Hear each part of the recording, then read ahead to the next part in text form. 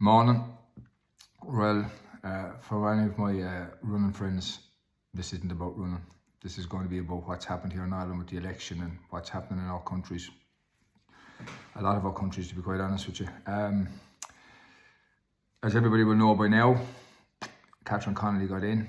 There's a good few people delighted. I did a video the other day about if you spoil the vote, could it be counted against you and stuff like that, in terms of numbers for them and stuff like that. So between a lot of debate, I'm going to let you know what I did. I actually did spoil my vote. I felt it was the only kind of avenue left. There was lots of people saying, you know, vote for Gavin, vote for Humphreys, don't vote, spoil your vote. And then there was somebody on about sending it back off through a means to deregister and so on. And I looked at those. And yeah, I didn't go down that route. I went the simplest route for me, which was go in, spoil my vote, because this wasn't about an election, it was about a selection. And that's what we got.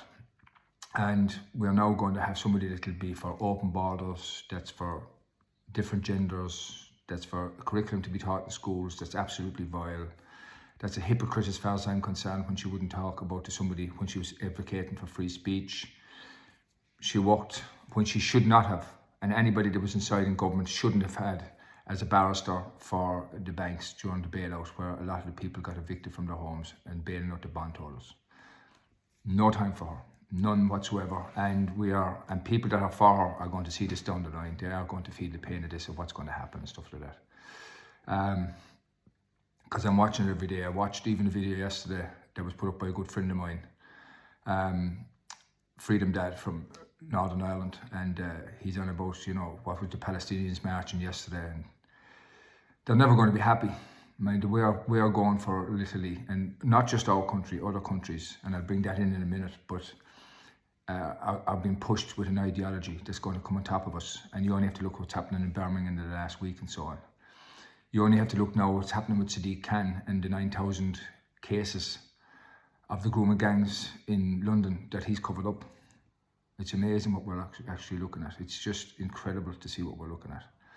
And if anybody thinks it's not going to get worse, that's clearly, utterly mistaken. I'm watching it happen around me as it is, and it's just gone mad. Now, I'm a person that worked with kids that came in from these countries back in 2013, 2012, 2014 and so on, when they were just kids. People from Somalia, people from Kosovo, people from Nigeria. I coached kids to win All-Ireland titles, and I had to learn to speak Somalian to them. And I used to often think, I mean, they can't even read and write their own language. They mind ours. What were they going to be of a benefit to the country? And if anybody thinks it's not going to come in and get worse, they're mad. No, I helped these kids because they were that, kids. And they were coming out of Sing Street inside in inner city Dublin.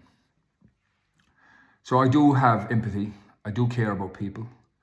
But I'm watching where our own are not being cared about in any way, shape or form. And I speak that because I'm a father of a Down syndrome child. There was an experiment done in 1992 where 321 Palestinian people were brought from there to Denmark. Within about 5 years, they had 999 children, and 63.7% of them were in jail or involved in crime, and 69% were on the dole.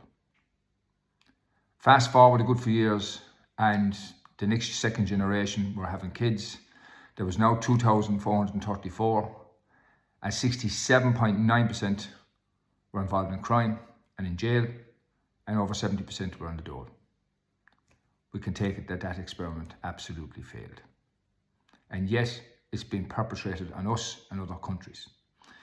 In 2003, Gordon Brown signed a deal with the Saudi Arabians to get money because Britain was broke. It was in absolute dire straits. And what happened after that was there was conditions brought in, which caused a bit of consternation at the time, and people backed off in terms of getting the money from the Saudi Arabians. Eventually, it was sorted out. And you can check this and go back and look at the newspapers where Brown did the deal. But it was at this time that two-tier policing literally came in. And it was when they were told to look the other way, and the grooming gangs was gone mad. And there was a few places that was dumbed down, in like Telford and Rotherham and Oldham and Rochdale and so on, and Bradford. but it was allowed to continue at a pace. And there was a lot of stuff hidden behind the scenes because a lot of people were getting elected onto councils and onto judiciary to make these things go away that were from the Muslim community. This is not going to hit the brakes anywhere. You only have to look and see how many Islamic mosques are now in Ireland. It is a worrying time. And my friend in Northern Ireland is pointing out this. And what's amazing is that the Northern Irish, the loyalist Protestant community seem to be fighting more for Ireland than Irish people. That is the most mad. If anybody said that to me years ago, I would have said, you're mad, you're talking rubbish. There's no way that that's happening, but it is happening. It is happening, unfortunately. Not fortunately, fortunately it's happening because they're seeing the destruction of what was really good for us over the last 17, 18 years. And they want to keep their identity, we want to keep ours. And we need to be fighting together to stop this. And because it is coming, there's no two ways about it, it's absolutely coming. That election, or selection as I call it, was an absolute joke. So where are we going with this? What's got to be done? Well, we got to unite North and South in terms of what's coming. We really do. There's no choice in that. When you look at the grooming gangs in London that's been covered up by Can, that is just complete and utter madness. You look at what's happening with the police force turning their own people. You look at Sharia Féin, and that's what they are, Sharia Féin. Then they're going on the news and they're speaking fantastic for Catherine Connolly. It was probably the worst turnout ever for an election of anything. You know, the words getting around is there was only something like 39.8% turned out to vote, and something like 15.7% voted to spoil the vote, which is sending out a clear message. But it's what we do next and where we go with that. I'm really worried for the future. I really am. Because the person that's coming now will sign off on just about anything that the government is going to bring in. Do not be surprised if it's a hate speech. Do not be surprised if it's ID cards. Do not be surprised if it's more mass immigration to come into this country. And the people that are here are going without and are not getting the services. As I've pointed out to you, there's countries now that's really swimming and under. If you look at the most dangerous cities, the top 15 in Europe, the top one is Bradford. Number 2 is Coventry. Number 3 is Birmingham. And Manchester, I think, is at number 13. A lot of them then are, French places like Grenoble, Montpellier, Paris, and so on, right? They're in deep, deep trouble. Now, people say, oh, I absolutely despise the Muslims and that. I don't. I despise certain parts of their ideology. Because I was an athlete, I ran against these people. I competed against these people. I competed against people from Morocco. I competed with people that were Muslims that were running for France, that were running for Spain. And we got on really, really well because we respected each other in terms of our athletic abilities and so on. And I ran many races in France and Holland and Belgium, Italy, Sweden, so on, all over the world. Very, very lucky in terms of what I got to do. But when you allow an ideology to come in and take over en masse, you've got a problem. Anybody that doesn't believe that about Gordon Brown, please go and start doing your research. And a lot of the journalists can dig this up. I used to find this articles on the net regarding what was happening with the police being told to look the other way. It was actually written on one, the Telegraph and the Times back in the day. You try and research now and try and find that. Unless you've got an advanced search as a journalist, it's very, very hard to find. But the dealing where Gordon Brown took the money for the Saudi Arabians and was looked at, that's all there. You can find that still. It's the other part of it is missing. And I had a friend I sent it to, and they didn't keep it. I didn't keep it. Don't know why. Didn't think it was going to be eradicated off the site. So that's where we're at. We're in worrying times. And like I said earlier in the video, it's hard to believe that more Protestants are trying to protect what's here because our youth are brainwashed with this Palestinian thing. It doesn't work. It'll never work.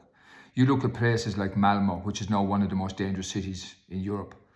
Sweden was one of the most benign, quiet, most extraordinary places to visit. I know. I lived there for a period of time and trained there and raced there.